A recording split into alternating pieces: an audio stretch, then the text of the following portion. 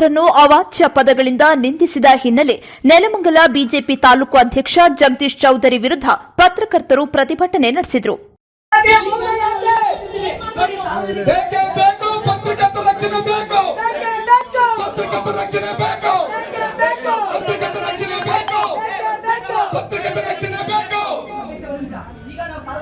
ತೊಂದರೆ ಮಾಡಿಲ್ಲ ಸರ್. ಜಾಗ ಓಡಾಡಕ್ಕೆ ಜಾಗ ಬಿಡ್ತೀವಿ. ನಾವು ಸಾಯಂಕಾಲ ಹೋಗಿ ಇಲ್ಲೇ ಕೂತಿರ್ತೀವಿ. ಇನ್ನು ಮುಂದೆ ನೀವೇನಾದ್ರೂ ಸಾಯಂಕಾಲ ಇದು ಮಾಡಿಲ್ಲ ಅಂದ್ರೆ ಉಪವಾಸವಾಗಿ ಕೂತ್ಕೊಳ್ತೀವಿ. ಇನ್ನು ಮುಂದೆ ಯಾವುದೇ ಪೊಲೀಸ್ ಸೇರ್ತಿ ಯಾವುದೇ ಸುದ್ದಿಗಳನ್ನು ಮಾಡಲ್ಲ. ನಾವು ಮಾಡಲ್ಲ. ಇವತ್ತೇ ಡಿಕ್ಲೇರ್ ಮಾಡ್ತಾರೆ. ಯಾರಿಗೂ ತೊಂದರೆ ಕೊಡ್ತಿಲ್ಲ. ಸಾರ್ವಜನಿಕರಿಗೆ ಅವ್ರು ಮಾಡೋರು ಕೆಲಸ ಮಾಡ್ಕೊಂಡ್ಬರ್ಲಿ. ತಹಸೀಲ್ದಾರ್ ಇದ್ದಾರೆ. ನೀವು ಯಾರು ನಮಗೆ ರಕ್ಷಣೆ ಕೊಡೋದು ಬೇಡ. ನಾವ್ ಇಲ್ಲೇ ಕೂತ್ಕೊಂಡಿರ್ತೀವಿ. ಯಾರನ್ನಪ್ಪ ನಮಗೆ ಕೊಲೆ ಮಾಡೋದಾದ್ರು ಕೊಲೆ ಮಾಡ್ಬಿಟ್ಟೋಗಿ ಅಥವಾ ಇನ್ನೆಷ್ಟು ನಮ್ಮ ಫ್ಯಾಮಿಲಿ ಫೋಟೋ ಎಲ್ಲ ಸೋಷಿಯಲ್ ಮೀಡಿಯಾ ನಾವು ಹಿಡಿತೀವಿ. ಇಲ್ಲ ಬಂತಾಗಿದ್ರು ಬಂದಿ ಅವ್ರು ಬಂದು ಪೊಲೀಸ್ ಇಲಾಖೆಗೆ ಪತ್ರಕರ್ತರ ಮೇಲೆ ಏನಾದ್ರು ಸ್ವಲ್ಪನಾದ್ರು ಒಂದು ಗೌರವ ಇದ್ರೆ ಖಂಡಿತವಾಗ್ಲೂ ಕ್ರಮ ಜರುಗಿಸಿ. ಇಲ್ಲ ನೀವೆಲ್ಲ ಗೌರವ ಇಲ್ಲ. ನೀವು ಅವತ್ತಿಂದ ನಮ್ಮ ವಿರುದ್ಧ ಸುದ್ದಿ ಮಾಡಿದ್ದೀರಿ.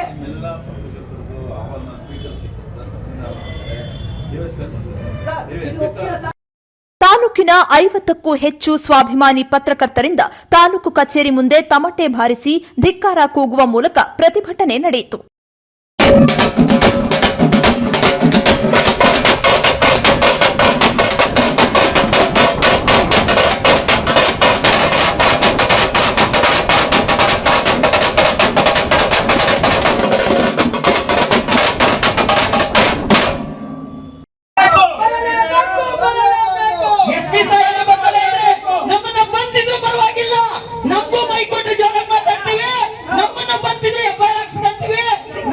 ಪತ್ರಕರ್ತರಿಗೆ ಅವಾಚ್ಯ ಪದ ಬಳಕೆ ಮಾಡಿದ ಚೌಧರಿಯನ್ನ ಬಂಧಿಸುವಂತೆ ಪ್ರತಿಭಟನಾಕಾರರು ಆಗ್ರಹಿಸಿದರು. ಪತ್ರಕರ್ತರಿಗೆ ತನ್ನ ಹಿಂಬಾಲಕರಿಂದ ಧಮಕಿ ಹಾಕಿದ ಹಿನ್ನೆಲೆ ಅವರನ್ನ ಗಡೀಪಾರು ಮಾಡಬೇಕು ಎಂದು ಎಸ್ಪಿ ಹಾಗೂ ಡಿಸಿಗೆ ಮನವಿ ಸಲ್ಲಿಸಲು ಪತ್ರಕರ್ತರು ಪಟ್ಟು ಹಿಡಿದರು.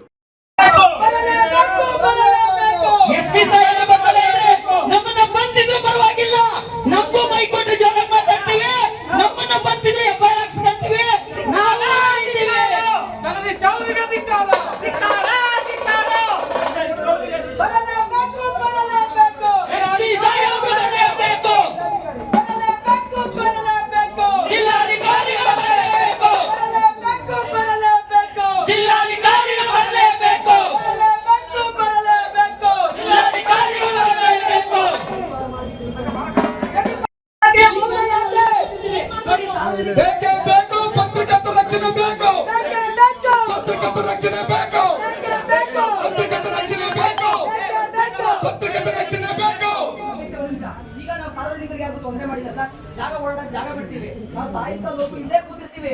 ಇನ್ನು ಮುಂದೆ ನೀವೇನಾದ್ರೂ ಸಾಯಂಕಾಲ ಇದು ಮಾಡಿಲ್ಲ ಅಂದ್ರೆ ಉಪವಾಸವಾಗಿ ಕೂತ್ಕೊಳ್ತೀವಿ. ಇನ್ನು ಮುಂದೆ ಯಾವುದೇ ಪೊಲೀಸ್ ಸೇರ್ತಿ ಯಾವುದೇ ಸುದ್ದಿಗಳನ್ನು ಮಾಡಲ್ಲ. ನಾವು ಮಾಡಲ್ಲ. ಇವತ್ತೇ ಡಿಕ್ಲೇರ್ ಮಾಡ್ತಾರೆ. ಯಾರಿಗೂ ತೊಂದರೆ ಕೊಡ್ತಿಲ್ಲ. ಸಾರ್ವಜನಿಕರಿಗೆ ಅವ್ರು ಮಾಡೋರು ಕೆಲಸ ಮಾಡ್ಕೊಂಡ್ಬರ್ಲಿ. ತಹಸೀಲ್ದಾರ್ ಇದ್ದಾರೆ. ನೀವು ಯಾರು ನಮಗೆ ರಕ್ಷಣೆ ಕೊಡೋದು ಬೇಡ. ನಾವ್ ಇಲ್ಲೇ ಕೂತ್ಕೊಂಡಿರ್ತೀವಿ. ಯಾರನ್ನಪ್ಪ ನಮಗೆ ಕೊಲೆ ಮಾಡೋದಾದ್ರು ಕೊಲೆ ಮಾಡ್ಬಿಟ್ಟೋಗಿ ಅಥವಾ ಇನ್ನೆಷ್ಟು ನಮ್ಮ ಫ್ಯಾಮಿಲಿ ಫೋಟೋ ಎಲ್ಲ ಸೋಷಿಯಲ್ ಮೀಡಿಯಾ ನಾವು ಹಿಡಿತೀವಿ. ಇಲ್ಲ ಬಂತಾಗಿದ್ರು ಬಂದಿ ಅವ್ರು ಬಂದು ಪೊಲೀಸ್ ಇಲಾಖೆಗೆ ಪತ್ರಕರ್ತರ ಮೇಲೆ ಏನಾದ್ರು ಸ್ವಲ್ಪನಾದ್ರು ಒಂದು ಗೌರವ ಇದ್ರೆ ಖಂಡಿತವಾಗ್ಲೂ ಕ್ರಮ ಜರುಗಿಸಿ. ಇಲ್ಲ ನೀವೆಲ್ಲ ಗೌರವ ಇಲ್ಲ. ನೀವು ಅವತ್ತಿಂದ ನಮ್ಮ ವಿರುದ್ಧ ಸುದ್ದಿ ಮಾಡಿದ್ದೀರಿ.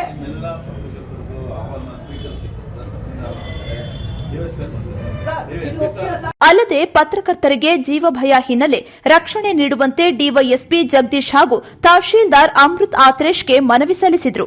ಪೊಲೀಸ್ ಠಾಣೆಗೆ ಆರ್ಟಿಐ ಆಗಿ ಈತ ರೌಡಿ ಶೀಟರ್ ಅಲ್ವಾ ಅಂತ ನೀವೆಲ್ಲರೂ ಮಾಹಿತಿ ತಗೊಳ್ಬೇಕು.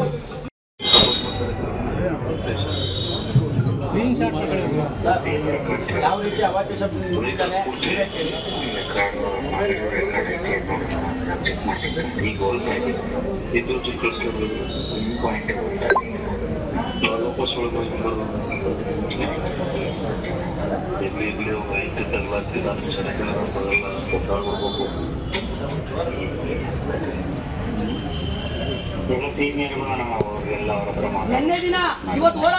ಇನ್ನು ಮನವಿ ಸ್ವೀಕರಿಸಿದ ಅಧಿಕಾರಿಗಳು ಸೂಕ್ತ ಭದ್ರತೆ ಹಾಗೂ ಕ್ರಮ ವಹಿಸುವ ಭರವಸೆ ನೀಡಿದರು. ಎಲ್ಲರಿಗೂ ನಮಸ್ಕಾರ. ಪತ್ರಕರ್ತರೆಲ್ಲ ಸ್ವಲ್ಪ ಭೀತಿಯಿಂದ ಇದ್ದಾರೆ, ಭಯದಿಂದ ಇದ್ದಾರೆ. ಸೊ ಈ ಭೀತಿ ಭಯ ಹೋಗಲಾಡಿಸಲು ಇವತ್ತು ಪ್ರತಿಭಟನೆಯನ್ನು ಹಮ್ಮಿಕೊಂಡಿದ್ದಾರೆ. ಒಬ್ಬ ಜಗದೀಶ್ ಚೌಧರಿ ಏನೊಬ್ಬ ಐ ಥಿಂಕ್ ಒಬ್ಬ ದುಷ್ಟ ಅಂತ ಹೇಳ್ಬೋದು, ಒಬ್ಬ ಸಮಾಜದ ಘಾತುಕ ಅಂತ ಹೇಳೋ ತಪ್ಪಾಗಲಾರ್ದು. ಈತ ಸಮಾಜದಲ್ಲಿ ಅನ್ವಾಂಟೆಡ್ ಇಲ್ಲಿಗಲ್ ಆಕ್ಟಿವಿಟೀಸ್ ಜೊತೆಯಲ್ಲಿ ಆರ್ಥಿಕತೆ, ಯಾಕಂದ್ರೆ ಮೇಂಟೈನ್ ಮಾಡ್ಬೇಕಲ್ಲ, ಮೇಂಟೈನ್ ಮಾಡೋಕ್ಕೋಸ್ಕರ ಎಲ್ಲ ಇಲ್ಲಿಗಲ್ ಆಕ್ಟಿವಿಟೀಸ್ ಮಾಡ್ತಾರೆ ಅಂತ ನಮ್ಗೆ ಗೊತ್ತಿದೆ, ಅದು ಅವನಿಗೂ ಗೊತ್ತಿದೆ. ಜೊತೆನಲ್ಲಿ ಇವಾಗ ಐ ಥಿಂಕ್ ಒಂದು ಪಕ್ಷದಲ್ಲಿ ಅಧ್ಯಕ್ಷ ಆಗಿ ಆ ಒಂದು ಅಧ್ಯಕ್ಷಗಿರಿಯನ್ನ ಇಟ್ಕೊಂಡು ಇವತ್ತು ಈ ಒಂದು ನೆಲಮಂಗಲವನ್ನ ಎಲ್ಲೋ ಒಂದು ಕಡೆ ಕೋಲಾಹಲ ಎಬ್ಬಿಸಿ ಶಾಂತಿಯನ್ನ ಭಂಗ ಮಾಡಿ, ಜೊತೆನಲ್ಲಿ ಈಗ ಈ ಒಂದು ರಾಜಕೀಯ ಅನ್ನೋ ಪಿತೂರಿಯಿಂದ ಜೊತೆಯಲ್ಲಿಟ್ಕೊಂಡು ನಮ್ಮ ಈ ಎಲ್ಲ ಪತ್ರಕರ್ತರುಗಳಿಗೆ ಇವ್ರಿಗೆ ರೋಲ್ ಕಾಲ್ ಅನ್ನೋದು ಮತ್ತೆ ಅವರ ತೇಜೋವಧೆ ಮಾಡುವಂಥ ಕೆಲಸವನ್ನ ಮಾಡ್ತಾ ಇದ್ದಾರೆ ಅಂತ ಗಮನಕ್ಕೆ ಬಂದು ಅವರೆಲ್ಲ ಕಂಪ್ಲೇಂಟ್ ಅನ್ನ ಕೊಟ್ಟಿದ್ದಾರೆ. ಮತ್ತೆ ನಾವೇನಾದ್ರೂ ಪತ್ರಕರ್ತರ ಮೇಲೆ ಆರೋಪ ಮಾಡ್ಬೇಕಾದ್ರೆ ನಾವು ಫಸ್ಟ್ ಕರೆಕ್ಟ್ ಆಗಿರ್ಬೇಕು. ಯಾರೇ ಆಗಿರ್ಬೋದು, ಅದು ವಕೀಲರಾಗಿರ್ಲಿ ಅಥವಾ ಸಾಮಾನ್ಯ ಜನ ಆಗಿರ್ಲಿ, ನಾವು ಕರೆಕ್ಟ್ ಆಗಿದೆ ಪ್ರಶ್ನೆ ಮಾಡ್ಬೋದು. ಈ ವಕೀಲ್ ಈ ಜಗದೀಶ್ ಚೌಧರಿ ಅನ್ನೋ ಒಬ್ಬ ಕ್ರಿಮಿನಲ್ ಅಂತ ಹೇಳ್ಬೋದು, ಒಬ್ಬ ಕ್ರಿಮಿನಲ್ ಹಿನ್ನೆಲೆ ಉಳ್ಳವ ಅಂತ ಈ ಒಂದು ಜಗದೀಶ್ ಚೌಧರಿಯ ಇತಿಹಾಸ ತುಂಬಾ ದೊಡ್ಡದಾಗಿದೆ. ಬೇರೆ ಬೇರೆ ರೀತಿ ಇಲಿಗಲ್ ಆಕ್ಟಿವಿಟೀಸ್ ಮಾಡಿಕೊಂಡು ಸಂಪಾದನೆ ಮಾಡಿಕೊಂಡು ದುಡ್ಡು ಸ್ವಲ್ಪ ಜೋರಾಗಿ ಹೊಡೆದ ಬೆಳೆ ಬಟ್ಟೆ ಹಾಕೊಂಡು ಗೊತ್ತಿಲ್ಲ ಯಾವುದೋ ಒಂದು ಪಕ್ಷದಲ್ಲಿ ಅಧ್ಯಕ್ಷನ ಹಾಕೊಂಡು ಈಗ ಕಾರ್ಗಿರಲ್ಲಿ ಓಡಾಡ್ಕೊಂಡು 4 ಜನ ಹುಡುಗರು ಇಟ್ಕೊಂಡು ಧಮಕಿ ಆಗ್ತಾ ಇದಾರಂತೆ. ಇದೆಲ್ಲ ಪ್ರಜಾಪ್ರಭುತ್ವದಲ್ಲಿ ನಡೆಯಲ್ಲ. ಕಾನೂನಿಗೆ ತನ್ನದೇ ಆದಂಥ ಶಕ್ತಿ ಇದೆ. ಇವತ್ತು ಸೈಲೆಂಟ್ ಆಗಿ ತಹಸೀಲ್ದಾರ್ DYSP ಇಸ್ಕೊಂಡ್ರು ಅಷ್ಟೇ, ಒಳಗಡೆ ಬೇರೆ ನಡೀತದೆ. ತಾವೆಲ್ಲ ಶಾಂತಿಯಿಂದ ಈ ಒಂದು ಇದು ಪ್ರತಿಭಟನೆ ಮಾಡಿ ಜನಗಳಲ್ಲಿ ಈ ಒಂದು ಭಯವನ್ನ ಏನಿದೆ ಅದ್ರ ಬಗ್ಗೆ ನೀವು ಸಾಂಕೇತಿಕವಾಗಿ ಪ್ರತಿಭಟನೆ ಮಾಡಿದಿರ. ಜೊತೆಯಲ್ಲಿ DYSP ಮತ್ತೆ ತಹಸೀಲ್ದಾರ್ ಬಂದು ಅದನ್ನ ರಿಸೀವ್ ಮಾಡಿದ್ದಾರೆ. ಡೆಫಿನೆಟ್ಲಿ ಅದ್ರ ಮೇಲೆ ಕ್ರಮ ಆಗುತ್ತೆ, ಕಾನೂನು ಕ್ರಮ ಖಂಡಿತವಾಗಿ ಆಗುತ್ತೆ ಅಂತ ನಾನು ಕೂಡ ನಿಮ್ಗೆ ಆಶ್ವಾಸನೆ ಕೊಡ್ತೀನಿ. ನಾವು ಕೂಡ ಫಾಲೋ ಅಪ್ ಮಾಡ್ತೀವಿ ಸರ್ಕಾರದ ಜೊತೆಯಲ್ಲಿ. ಆಮೇಲೆ ಈತನನ್ನ ಇಲ್ಲಿ ಬಿಡೋವಂತ ಪ್ರಮೇಯವೂ ಇಲ್ಲ, ಪ್ರಶ್ನೆನೂ ಇಲ್ಲ. ಈತನನ್ನ ಗಡೀಪಾರ್ ಮಾಡಿಸ್ಲೇಬೇಕು, ಮಾಡ್ಸೋಣ. ಬಟ್ ಅದಕ್ಕೆ ಕಾನೂನಿನ ಒಂದು ದಾರಿ ಏನಿದೆ ಅದನ್ನ ಇಟ್ಕೊಳ್ಬೇಕಾಗತ್ತೆ. ಯಾಕಂದ್ರೆ ಏನೇ ಸಣ್ಣ ಪುಟ್ಟ ತಪ್ಪಾದ್ರೂ ಕೂಡ, ವೈಲೇಷನ್ ಆದ್ರೂ ಕೂಡ ಹೈಕೋರ್ಟ್ಸ್ ಇಂಟರ್ವ್ಯೂನ್ ಆಗ್ಬಿಡುತ್ತೆ. ಹಾಗಾಗಿ ಸರಿಯಾದ ಕಾನೂನಿನ ಕ್ರಮದಲ್ಲಿ DYSP ಅವರು ಮಾಡ್ತಾರೆ. ಅದಕ್ಕೆ ಮಾಡಿಸ್ಬೇಕಾದಂತ ಎಲ್ಲ ಕಾರ್ಯಗಳು ನಾವು ಕೂಡ ಜೊತೆಲಿ ಇರ್ತೀವಿ. SP ಅವ್ರಿಗೆ ಹೇಳ್ಸೋಣ, DGP IGP ಹೇಳ್ಸೋಣ, ಹೋಮ್ ಮಿನಿಸ್ಟರ್ ಹೇಳಿಸ್ತೀವಿ. ಇವನೊಂಥರ ಬೆಳೆಯಲ್ಲಿರೋ ಕಳೆ ಇದ್ದಾಗೆ, ಈ ಮುಳ್ಳಿನ ಕಳೆಯನ್ನ ಕಿತ್ತಾಕಣ, ತಲೆಗೆಡಿಸ್ಕೊಂಬೇಡಿ. ಪತ್ರಕರ್ತರು ನಿರ್ಭೀತಿಯಿಂದ ಮಾಡಿ, ನಿಮ್ಮನ್ನು ಯಾರು ಏನು ಮಾಡಕ್ ಆಗೋದಿಲ್ಲ. ನೀವೇನು ಭಯ ಬೀಳೋಂಥ ಅವಶ್ಯಕತೆ, ನೀವು ಯಾರು ಭಯ ಬೀಳೋ ಅಂತ ಗೊತ್ತಿದೆ ನಮ್ಗೆ. ಓಕೆ, ನೀವ್ ಯಾಕೆ ಭಯ ಬೀಳ್ತಿದ್ದು ಹೇಳ್ತೀರಾ? ಅದು ಕೆಟ್ಟ ಸಂದೇಶ ಆಗುತ್ತೆ. ಇಂಥ ಕೆಟ್ಟೊಳಗಳು 100 ಬರ್ಲಿ 1000 ಬರ್ಲಿ, ನಿಮ್ಮ ಪತ್ರಿಕೋದ್ಯಮಕ್ಕೆ ಯಾವುದೇ ಧಕ್ಕೆ ಇರಲ್ಲ. ನಾವೆಲ್ಲ ಬಂದಿದ್ದೀವಿ ನೋಡಿ, ನಾನು 20 ಕಿಲೋಮೀಟರ್ ಬಂದಿದ್ದೀನಿ. ಏನಕ್ಕೆ ಬಂದಿದ್ದು? ನೀವು ಸಮಾಜದ ಧ್ವನಿ, ನಿಮಗೆ ನಾವು ಸಾಥ್ ಕೊಟ್ಟಿಲ್ಲ, ನೀವು ಯಾರು ಕೊಡ್ಬೇಕಾಗತ್ತೆ ಅಂತ ಹೇಳ್ತಾ, ಖಂಡಿತವಾಗಿ ಈ ಕಳೆಯನ್ನ ಬೆಳೆಯಿಂದ ಕಿತ್ತು ಬಿಸಾಕ್ತಾರೆ ಕಾನೂನು ರೀತಿಯಲ್ಲಿ. ನೀವೆಲ್ಲ ಶಾಂತಿಯಾಗಿರಿ. ಇನ್ನೂ ಏನೋ ಹೆಚ್ಚು ಕಮ್ಮಿ ಆಯ್ತು ಅಂತಂದ್ರೆ we are there to help. High court ಇದೆ, ಸರ್ಕಾರ ಇದೆ, ಮಾಡ್ಸೋಣ. ಏನು ನೀವು ಅದ್ರ ಬಗ್ಗೆ ವರಿ ಮಾಡಕ್ ಹೋಗ್ಬಿಡಿ. ಈ ಕಳೆ ನೆಲಮಂಗಲದಿಂದ ಖಾಲಿ ಆಗುತ್ತೆ.